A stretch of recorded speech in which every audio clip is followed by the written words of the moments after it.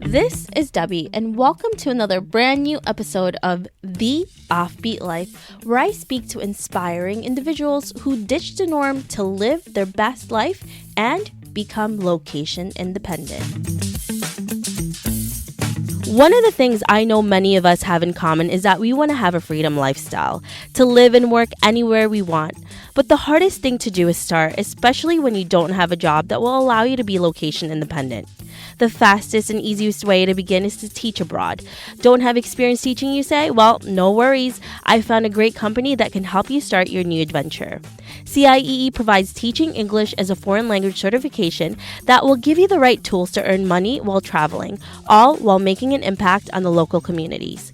Courses begin every 2 weeks, so get started today. For more information, visit ciee.org/OBL. I can't wait to see you start living your location-independent lifestyle today. This week, I speak with Joni Sweet, who is a full-time freelance remote writer.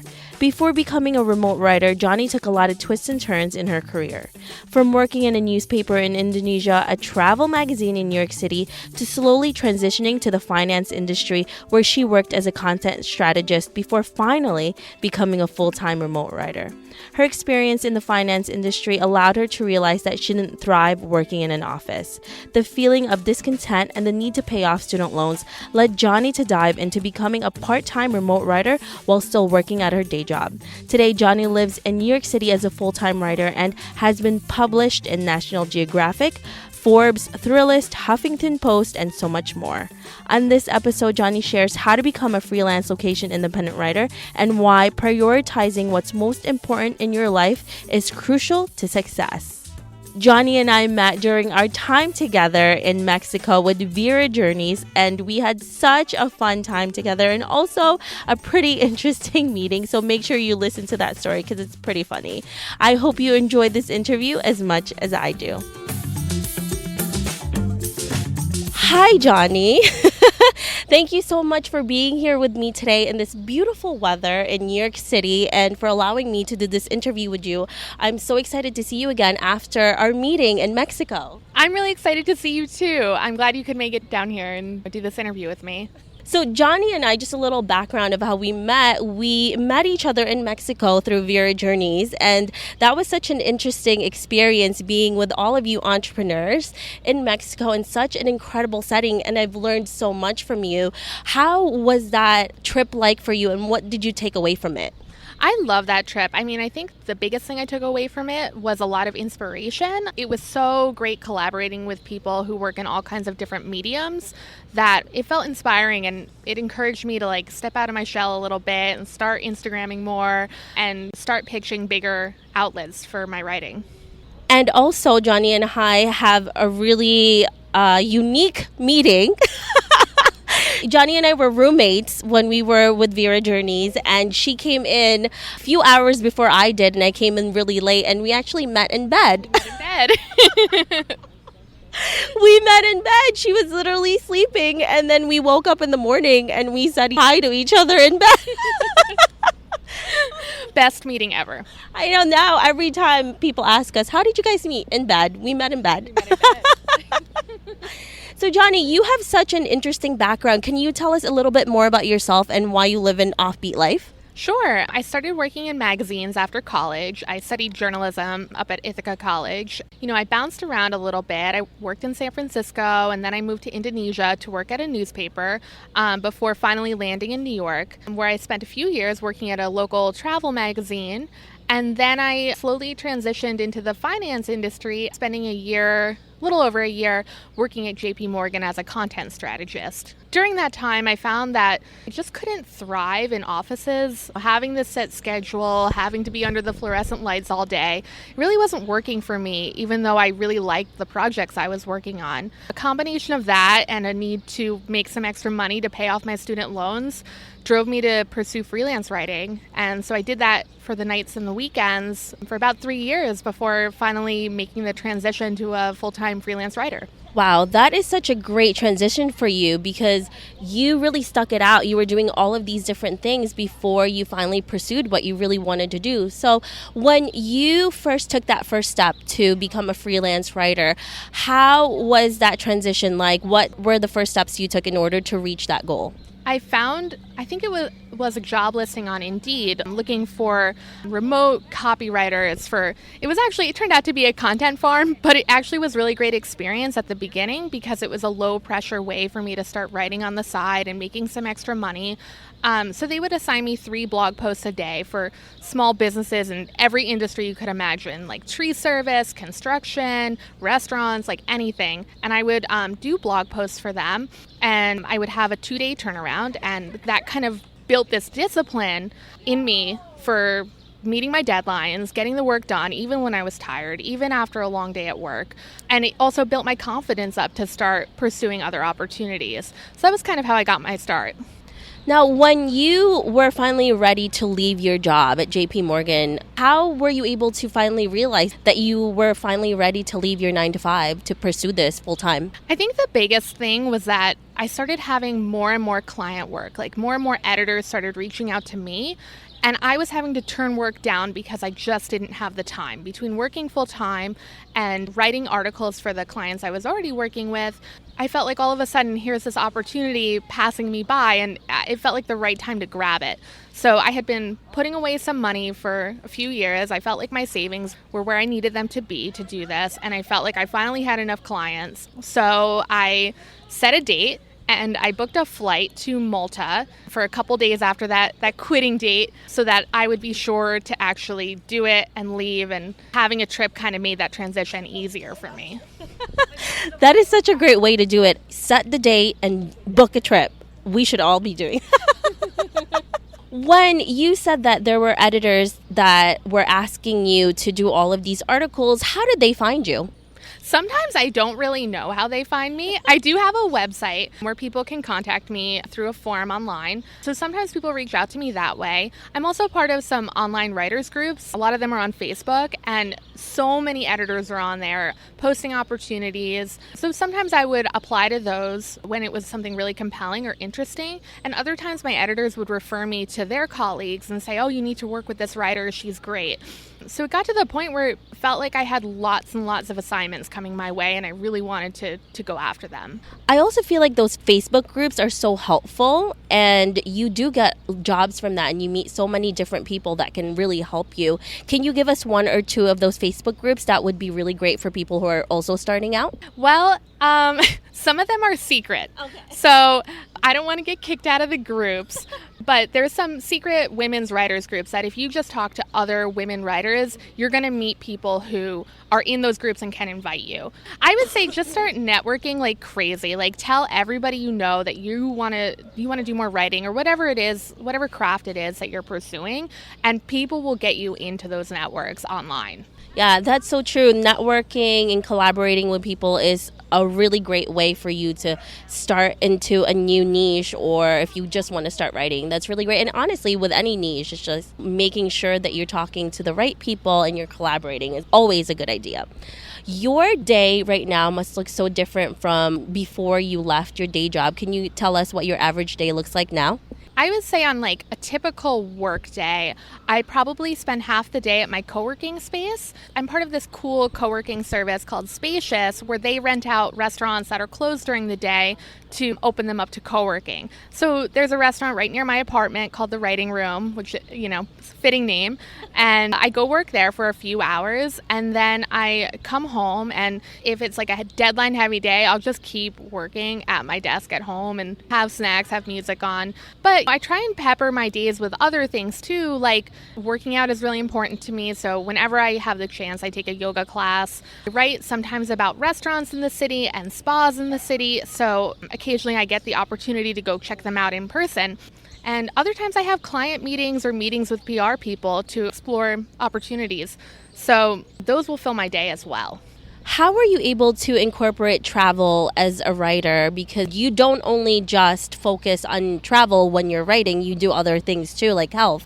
It's a struggle sometimes. So when I'm traveling, I do find that it's harder to focus, and it's something I'm working on. But when I have a trip coming up, I try and limit the amount of assignments I have due that week just to keep things balanced. And, it might mean that I have more work the week before, the week after, but I try and limit how much I'm doing on the trips so that I can actually enjoy them and be there and experience and do my research while I can.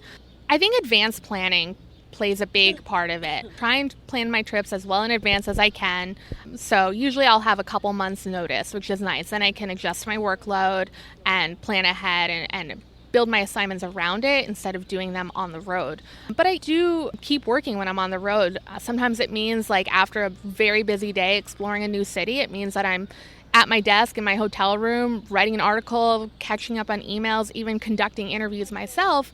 And other times I'll have to get up at 5 a.m. or work on planes, which I hate, but it makes the flight go by so fast. That's true, unless you just fall asleep like I do most of the time. Like I was telling Johnny before, I will just sleep through anything. I'll just sleep through the day if I could. You talked about how hard it is to balance working and traveling, but what about just working in general when you're working for yourself? Because now you are not in an office, your boss is not hovering over your shoulders, and you don't have coworkers that you're doing this with. How do you stay productive and motivated when you're working for yourself? I almost think for a person like me and people who are driven entrepreneurially, they get self-motivated. So I feel like I've gotten way more motivated since I left the full-time world. I've never been great with authority and having somebody else telling me I need this whenever. But I do report to my clients, and my goal is to keep them happy so that we can keep working together. And if that means late nights and early mornings and really like busting my butt sometimes to get things done, I do it. But it feels good. Even on the hard days, it feels better than the easy days ever felt when I worked at a full-time job. So that's kind of what keeps me motivated. And just knowing what the other end of it looks like makes you more motivated to keep doing what you're doing right now. Throughout this whole journey that you've had so far, what has been the biggest challenge that you've encountered, and how do you usually handle them? I think whenever you are doing something for yourself, it's easy to have self-doubt. Like, can I do this? Is it worth my time? Why do I even bother? But I think those are just part of the negative stories we tell ourselves. And I think it's important to tell ourselves new stories and about why things are worth doing, why the hard stuff is worth pursuing. So, one of my goals right now is to start pitching bigger glossy magazines because I really want to be published there. But, it's hard because you feel like, oh, I'm competing against hundreds of other writers. They're never going to read my work. But the truth is, somebody has to get published in those magazines, and why can't it be me? I've been working on my career for a long time now, and my writing's as good or better than anybody else's. So I think confidence can be a big struggle, but I think it's just about reframing your thoughts and telling yourself new stories and trying to get more context to what you're saying. I think we've all felt that self-doubt, and it doesn't matter how far you've gotten or where you are at that point that you have, and also the imposter syndrome, and it's such a huge problem for most of us. Yeah, I think it's something women in particular struggle with. Even when we have successes, we sometimes think, oh, it's a fluke, or they must have, made a mistake when they picked me to do this amazing project. But, you were chosen for a reason, and it's important to acknowledge that and acknowledge the hard work that you've put in to get to this point. And also, I think we underestimate all the work we've done because we just see the daily grind and we keep stepping forward and we don't see how far we've come, that we don't realize all of the hard work that has led us to that point of wherever you are. So you definitely deserve it. I know you've done a lot of interviews and you've talked to a lot of people. What has been the worst advice that you have ever received? I think it isn't really advice, but what I've seen other writers do is just be a little too casual. I see other writers kind of complaining when their sources ask them repeatedly to send links to stories, or when their editors aren't flexible with a deadline. And yeah, those are like realities that we have to deal with, but I think to be in this industry, you have to be really reliable and you have to give back to your sources. I ask doctors and other amazing people for their time every day for interviews, and they get nothing out of it aside from a shout out in an article. The least I could do is take the time to follow up and send them a link to it once it gets posted. So it's not really advice, but what I see other writers doing is just being a little too casual. And that extra little thing that you're doing makes such a huge difference for people because they are putting their time and effort into it as well, not just you. That's a really great tip to have there. Thank you, Joni, for that. How were you able to finance your career at the start, and how do you continue to do that today? Well, I think starting out working in magazines in New York City, my salary was embarrassingly low. So low. I probably could have made a lot more as a waitress, but it was something I really wanted to do. So I got a very low-cost apartment in Harlem and made a long commute to Midtown every day just to get to work on time. And then I still realized I was struggling financially, so that's when I started picking up the side work, the freelance writing that I'm now doing full-time. So I think if you do want to do something that doesn't pay that well, there are other things you can do to supplement your income. It just requires a lot of extra work and a lot of dedication. So you have to evaluate for yourself whether or not it's worth it. And now what I'm really grateful for is that I spent a few years building up my savings so that as a freelancer, your income is not always reliable. Some months you make more, some months you make less. And sometimes your clients are late on paying you, and that's a reality. So when that happens, I'm able to dip into my savings to borrow against myself a little bit to pay my bills, and then I can put the money back in when it does show up. I love that you were ready for this transition and you really saved before you left just in case, because as a freelancer, it's so hard to create that steady income. So a smart thing to do is definitely have savings before you dive into this full time and fully. Achieving your goals and your dreams, it's not easy for any of us, and there's a lot of obstacles that you have to get through. How do you usually handle stress and anxiety when you're faced with it? So stress and anxiety can really slow you down when you're working. Lately, I've been learning that it's better to take a time out when I'm really feeling like I can't do something or I'm way overwhelmed and actually step away from it. It feels counterintuitive because when you have so much on your plate, you think, I need to power through this, I need to get it done. But lately I've been, if I feel overwhelmed, I'll go take a long walk, or I'll try and get out to a yoga class or treat myself to lunch or something else, something to get me away from my computer, get my head in a new space and kind of regroup and come back to the work with a fresh head. And that's been helping a lot. I think it's also important to be okay to just relax and not do anything. I know, especially with us women, and I'm sure men as well, that you feel guilty when you're not doing anything, but that's self-care, and that's what you really need sometimes. And if you don't have that, you actually don't work as well. Yeah, if you don't take care of yourself, the work is never going to get done. So for me, I try and limit what I schedule on the weekends. My weeks are so heavily scheduled from 7 a.m. to maybe 9 p.m. Every hour is booked in some way, that having the weekends free to either lay on my couch and watch TV or go on walks or do something if I feel like it. I'd like to leave the weekends as totally free open time for me, and that gives me the recharge I need to go into the next work week. And it also allows you to enjoy what you're doing as well. Let's fast forward to 50 years from now and you're looking back at your life. What legacy do you want to leave, and what do you want to be remembered for? I always say I never want to be famous, but I want to be known in my field. So I want people to be able to read my health and travel articles and get something out of them, even years later. Sometimes the news stuff is pretty short-lived, but other times I write stories that feel like they're kind of eternal and they have themes that will always apply and be meaningful to people's lives. So I'm hoping that when you pick up my work 50 years later, at least a portion of it will still be meaningful and interesting to the folks that find it. Eventually, I would also like to write some books. I've already authored a short travel guide on New York City for National Geographic, and that was amazing. So I want to write longer travel guides and longer books once the right inspiration is there and when I feel like it's the right time in my life to do it. I'm so proud of you. So many things. I am so excited, and you're already starting, and you just left your day job not too long ago, and you're already accomplishing all of these things. So I'm pretty sure it's going to happen, Joni. All All right, let's get to some fun questions. Some people like myself, I nerd out on interviewing inspiring people like you, hiking, and really cheesy like 80s and romantic movies.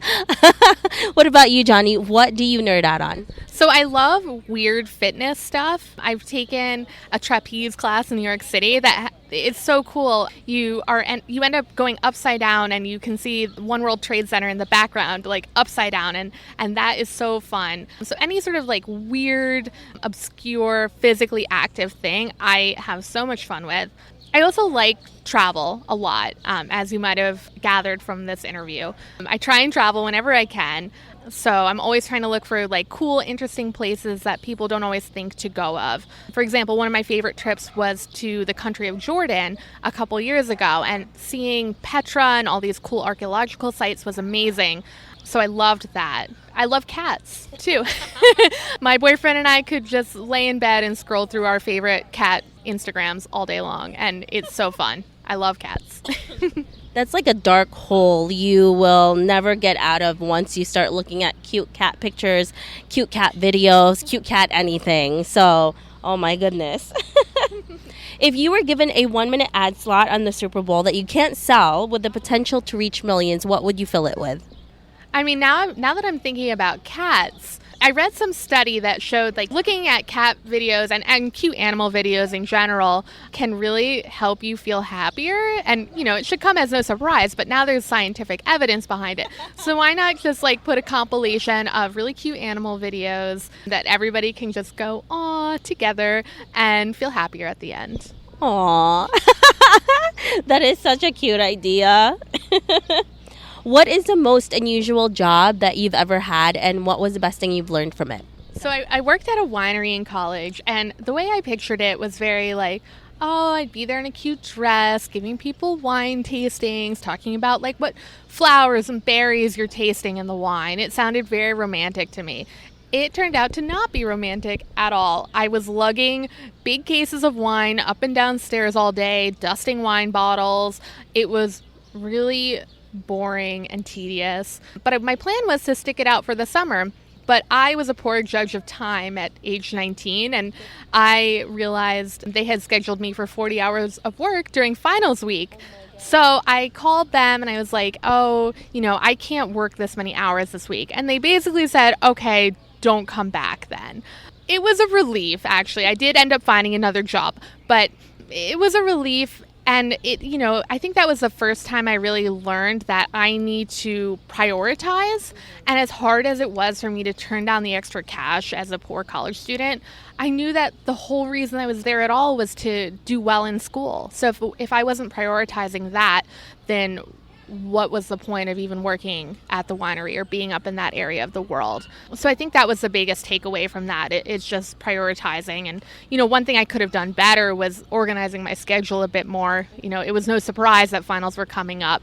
So I could have been a better communicator in terms of my capacity. But, it was a learning experience. And I think we've all had those jobs that didn't work out for one reason or another. So that was one of mine. And then I'm sure whenever we have a really awful job, it's always a relief when we get fired or let go, because you don't want to do it. You don't want to leave and quit because you're trying to prove something to yourself. But then when you get let go, you're like, okay, this is bad. I kind of feel awful, but then I also kind of feel really good. So that is so true. That is so true. That relief, that guilty relief, is kind of an amazing feeling in a weird way. I think we've all felt that. Oh my goodness. It's a horrible yet a really good feeling.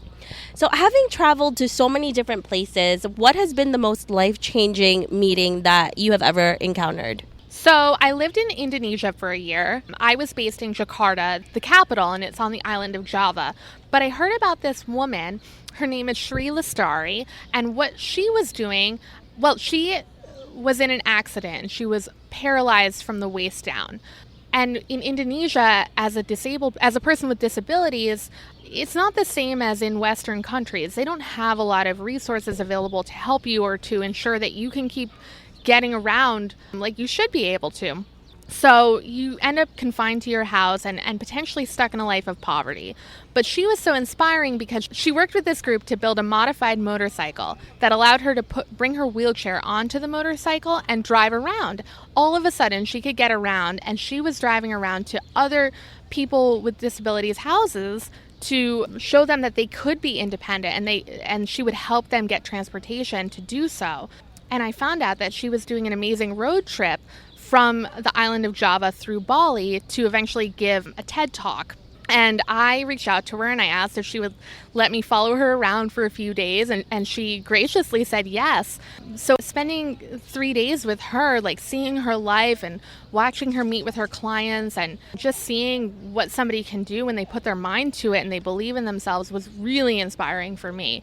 And I will always remember that experience. It's also an eye-opening experience, I'm sure, because there's so many things that we take for granted here in the U.S. and even in any first world country, that we are so lucky to have health insurance, or even to buy health insurance, and to have a job that will pay you to get insurance. It's just so many things that we take for granted. And then when you see someone who was so resilient after even all the obstacles that they're facing, is amazing. Yeah, and to see her going out and helping others, like that was above and beyond. You know, it's one thing to find freedom for yourself, and it's another thing to start bringing it to others. So I so admired her and respected her, and it was a privilege for me to spend a few days in her life. And also, I'm pretty sure that if she's talking to you, she doesn't see it as anything extraordinary, because most people, when they're doing something, it's just like, hey, I'm just doing this, right? So it's good for you to be able to see that and to realize what she's doing and the impact she's making to you and to other people with disabilities as well. So that's definitely an incredible meeting that made an impact on you, Joni. Woo! What are you working on that you're really excited about?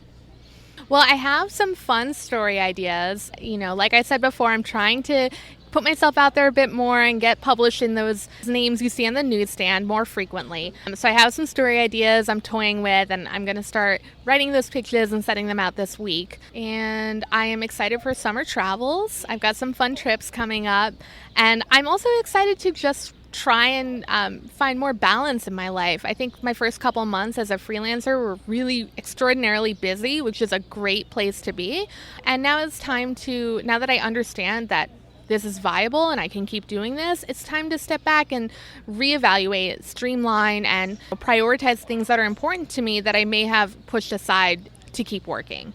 So now, if somebody's listening to this and they want to do what you want to do, Joni, and they have a full-time job, but they don't know how to leave it to finally do this for themselves, what would be the best resource or advice that you can give someone? I think leaving your job to do anything, whether you want to be a writer or a photographer or start some sort of business, you need startup capital. And most of us don't save enough of the money that we make from our full-time salaried jobs. I think it's really important to start putting away that money, even if it's just $10 a month. Put away a small amount, and it will be motivating when you start seeing that add up. You'll want to put more and more away, and eventually that will grow into, a nest egg that you can then use to springboard into the career that you really want.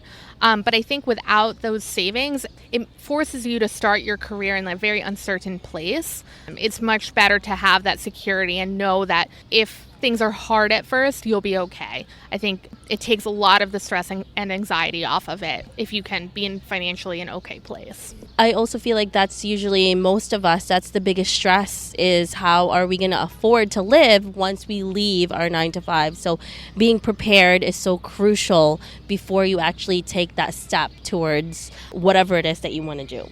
So if our listeners want to know more about you, where can they find you, Joni? You can go to my website, jonimsweet.com. That's JONIMSWEET.com. And you can see all my work up there. Perfect. Thank you so much, Joni, for joining me here. It's such a beautiful day. I don't know if you guys can hear the birds, but we are so comfortable in our bench here in the park, and it's incredible. So thank you, Joni, for making this day a little more sweeter. Thank you, Debbie. This was so fun. I hope you enjoyed this interview with Joni. Make sure to visit theoffbeatlife.com. Again, that's theoffbeatlife.com to get the extended interview with Joni where she shares how to stand out from your competition as a writer. Hey Offbeat family, I really appreciate you listening to this episode. I would love to hear more from you and what you think of the podcast. Suggestions on guests, topics we can discuss, or maybe you just want to be friends. Why don't we chat some more on Facebook at The OB Life or send me a message at hello@theoffbeatlife.com. I can't wait to hear from you.